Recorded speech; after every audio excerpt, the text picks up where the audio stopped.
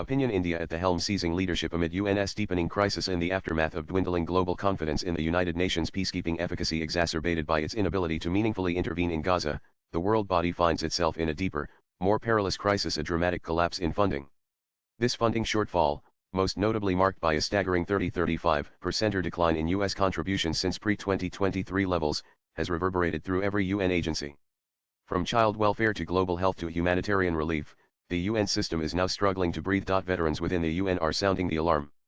José Suárez, a 47-year-old UNICEF deputy director, bluntly stated, "We can no longer rely solely on state funding and conventional philanthropy." In response, UNICEF has announced sweeping cost-cutting measures, including relocating key operations away from New York to regional hubs in Nairobi, Bangkok, and Amman. Meanwhile, at the UN Secretariat, Suparna Banerjee lamented the vanishing of humanitarian funds meant to safeguard the world's most vulnerable as nothing short of catastrophic. For many, this is the most consequential unraveling of the multilateral framework since its post-World War II inception. Public health veteran Dr. Manish Parmar, preparing for retirement, called the current situation the brink for global health efforts. Is now over 1.1 billion short of its 2024-2025 budget needs. The World Food Programme is laying off 6,000 staff. UNRWA, the agency responsible for global refugee welfare, is operating in triage mode. What was once the bedrock of global humanitarian response now teeters on collapse. Even traditional allies of the UN, Europe and the United Kingdom, have reduced their commitments. While China has upped its contributions, they come tethered with transactional expectations. It is in this vacuum of steady, value-driven leadership that India emerges not just with opportunity, but with obligation. India's long-standing ambition to secure a permanent seat on the UN Security Council must now meet its litmus test. Leadership, after all, is not earned solely through population size or GDP but through resolve in moments of collective crisis.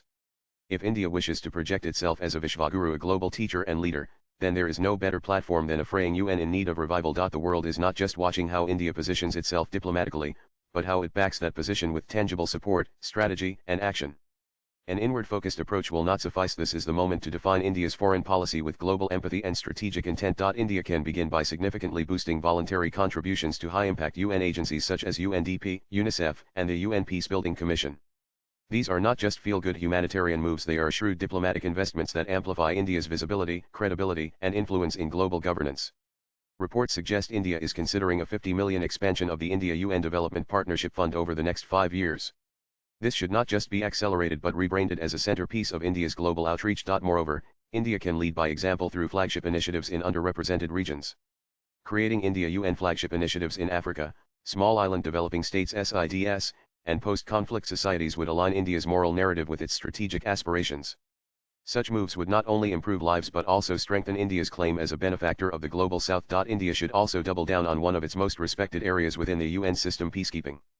By financing specialized peacekeeping units such as women-led contingents and engineering battalions, India could both fill the gaps left by shrinking peacekeeping budgets and innovate with impact.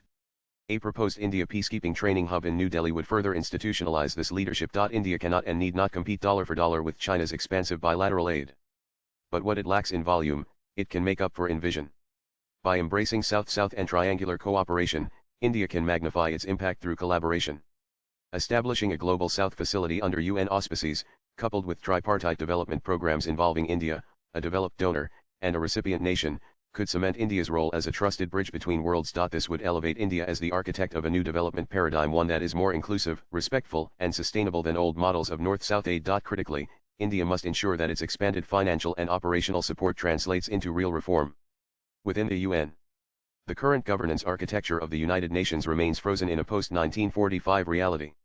India's increased stake should be leveraged to advocate for structural reforms, democratizing leadership, accelerating Security Council expansion, and enhancing financial transparency across the system. If India funds the UN in a crisis, it must also help shape the UN of the future. A more representative, effective, and transparent UN is not just a win for global stability, it is a strategic win for India's vision of the world. India's aid strategy must now evolve from a binary bilateral-multilateral model to a hybrid approach. While strategic infrastructure and connectivity projects may remain bilateral, India's social sector and humanitarian aid can gain exponentially more traction through UN partnerships. This method, combined with clear co-branding and robust accountability, can ensure diplomatic visibility while reinforcing multilateralism. As India increases its global footprint from Africa to Latin America, partnering with UN agencies provides both credibility and reach. It is cost-efficient, values-aligned, and geopolitically potent. The global order is changing, not just in economic or military terms, but in how legitimacy and leadership are defined.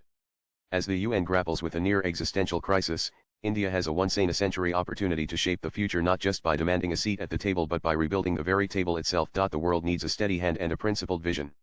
India can offer both. Whether New Delhi rises to the occasion will not only determine the future of multilateralism but may well define the legacy of India's global aspirations. Swipe left for next video. Now is the time for courage, compassion, and action. Nan the writer is a technocrat, political analyst, and author. He pens national, geopolitical, and social issues. His social media handle is Prasenjitanth. Views expressed in the above piece are personal and solely those of the author. They do not necessarily reflect News 18's views. Latest blogs.